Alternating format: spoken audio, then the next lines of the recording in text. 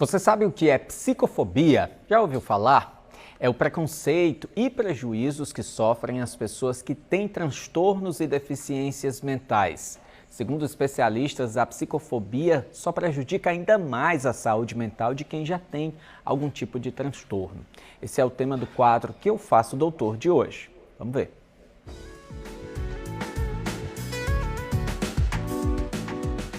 As agressões disfarçadas de humor foram publicadas na rede social de Lari Rosa, que se diz influenciadora digital. Nela, a mulher debocha de uma vaga no estacionamento para pessoas com autismo. Agora tem vaga exclusiva para autista. Cara, o mundo tá muito difícil. O caso teve grande repercussão negativa e ela acabou pedindo desculpas. Ainda assim, a Polícia Civil de Goiás vai indiciar Lari por induzir, praticar ou incitar discriminação de pessoas em razão de sua deficiência. E essa não é a primeira vez que esse tipo de agressão ocorre em redes sociais e ganha projeção na internet. No dia 24 de março desse ano, uma bióloga de Pernambuco afirmou ter fingido ser autista quando estava em um shopping. Moça, a máscara.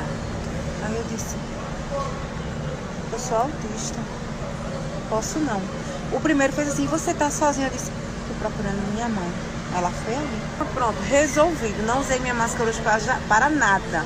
E em agosto do ano passado, um homem causou revolta ao imitar um autista no Rio Grande do Norte. Eu sou um autista.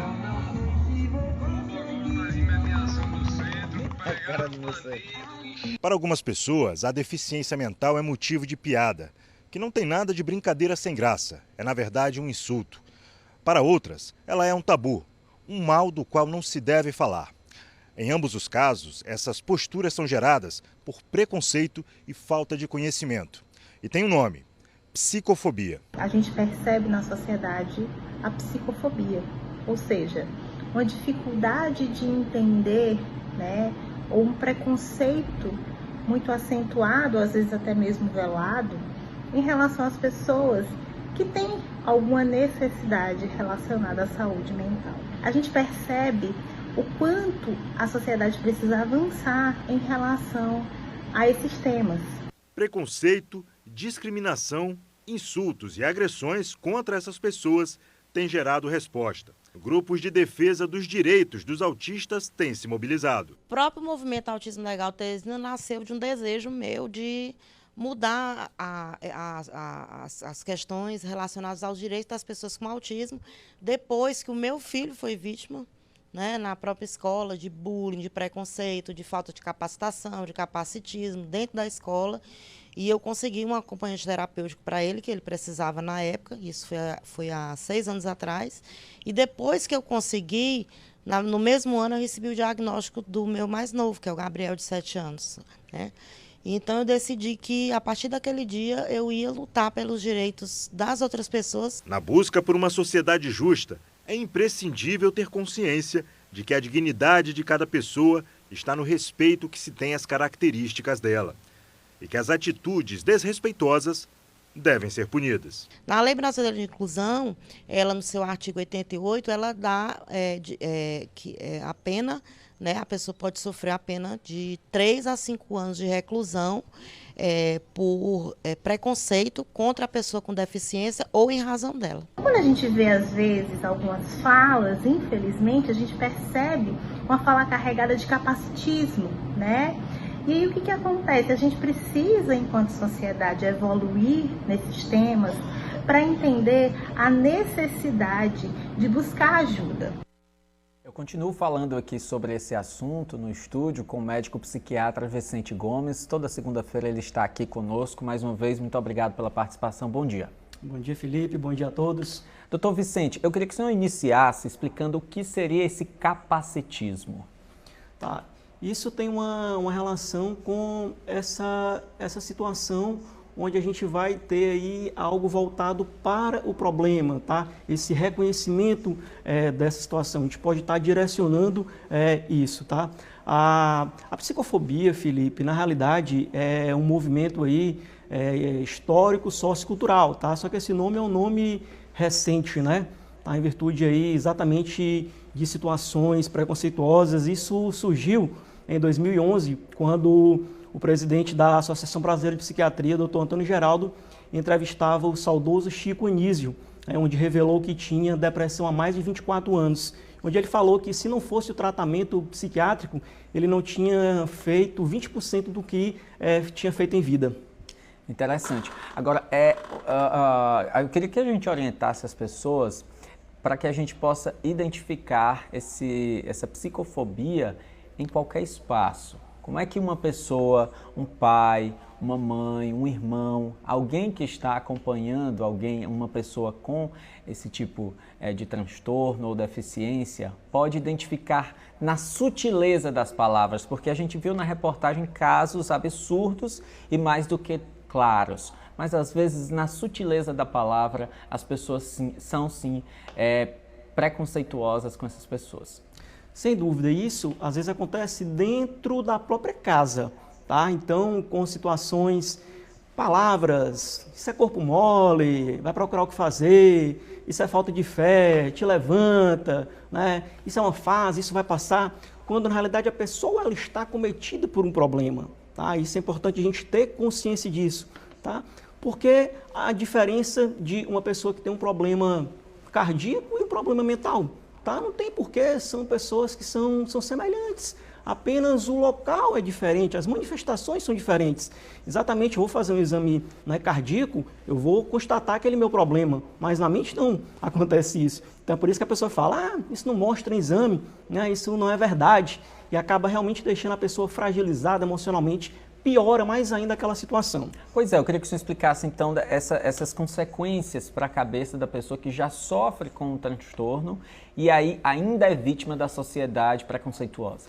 Isso, ela acaba tendendo a se isolar, ela acaba às vezes não procurando tratamento, já que a pessoa fala que isso não existe, que é bobeira, então ela às vezes acaba realmente fazendo com que aquele processo da doença ele vá progredindo, tá? E piore.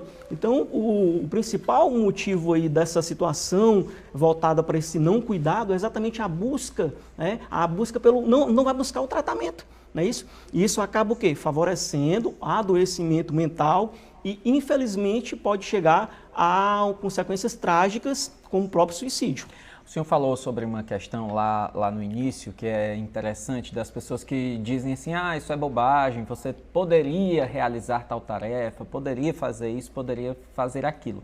Qual a diferença entre uma frase como essa e estimular positivamente aquela pessoa para que ela desenvolva algo na vida dela? Qual é a diferença? A pessoa ela precisa estar ali ao lado, tá? Não falar, não criticar, não julgar e falar que entende a situação, né? Às vezes, se não quer, não está preparado para falar nada, o silêncio é a melhor coisa a se fazer naquele momento. Mas o ideal é o quê? É exatamente aceitar aquela situação, entender que a pessoa está passando por um problema e que requer uma ajuda. E aí é que está, incentivar essa pessoa a ter uma ajuda profissional, para que seja conduzido da melhor forma essa situação. Tem uma coisa que eu também queria falar com o senhor. Lá naquele primeiro exemplo da reportagem do Chico Lima, a gente viu aquele caso daquela digital influencer lá de Goiás, em que ela ia estacionar o veículo, né? E ela terminou sendo preconceituosa de várias formas. Para quem vê o vídeo completo, é chocante em relação a isso. E a mãe dela, que estava dentro do carro, ela não teve uma postura de corrigir a filha, mesmo ela sendo uma profissional, que a gente também checou, ela é uma profissional que dá boas maneiras, ensina as pessoas a ter boas maneiras. A impressão que dá é que às vezes as pessoas sabem o que é o correto e de alguma forma, em algum momento, elas falam aquilo que é politicamente correto na hora de uma gravação, na hora de falar de uma forma aberta ao público, mas lá na intimidade elas terminam falando absurdos. O que é que acontece na cabeça de uma pessoa preconceituosa que age dessa forma? ela acaba tentando disfarçar um pouco ali o seu modo, a sua realidade. Ela tenta passar ali uma aparência, uma postura para as outras pessoas, mas na vida, o dia a dia dela é diferente, tá? Então são pessoas que têm conflitos, que têm problemas a serem resolvidos, tá? E acaba às vezes tendo esse tipo de manifestação. A gente está falando aqui, Felipe, em preconceito ao transtorno mental, mas é importante a gente falar, peço aqui permissão para a gente abrir um pouquinho isso, ampliar, tá? Não só o preconceito sobre a pessoa que tem algum transtorno mental, mas é importante a gente respeitar o próximo, independente de condição financeira, de raça, de cor, de orientação sexual, tá? De posicionamento político. É importante a gente respeitar, tá? O universo ele está aí dando sinais que a gente não está se manifestando, não está se comportando da melhor forma. Enquanto a gente não entender que isso aqui é uma passagem misteriosa e rápida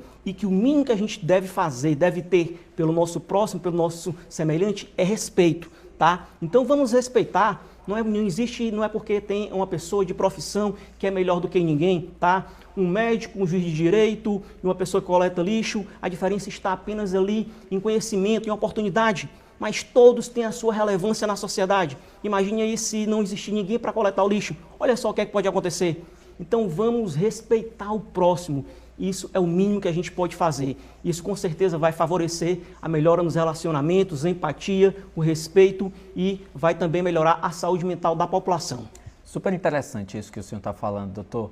E o que eu também observei na sua fala e que também acredito que seja importante a gente falar um pouquinho mais é do quanto quem é preconceituoso, aquele preconceito diz respeito mais a ela do que à vítima daquele preconceito, né?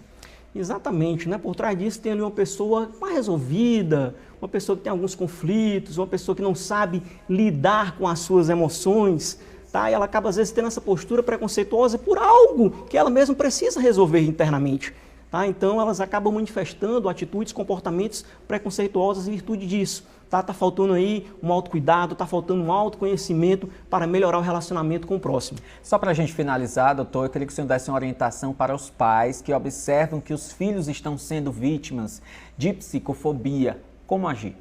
Tá, educar, tá? A primeira coisa, observar a postura da criança que chega. Às vezes ela fala que não está com vontade de ir para a aula, que está com certo desconforto, que um amiguinho falou alguma coisa ou outra. E é importante o pai e a mãe observar, encarar aquilo como algo sério e não negligenciar aquela situação. Enfrenta, faz isso, faz aquilo, tá? É importante a família estar ali ao lado, né, estar presente, apoiar, orientar e se observar que realmente aquilo persiste e que está prejudicando o dia a dia da criança, da pessoa, que leve até um profissional capacitado para orientar e conduzir aquele quadro da melhor forma. E quando é o contrário, quando o filho é aquele opressor, como agir?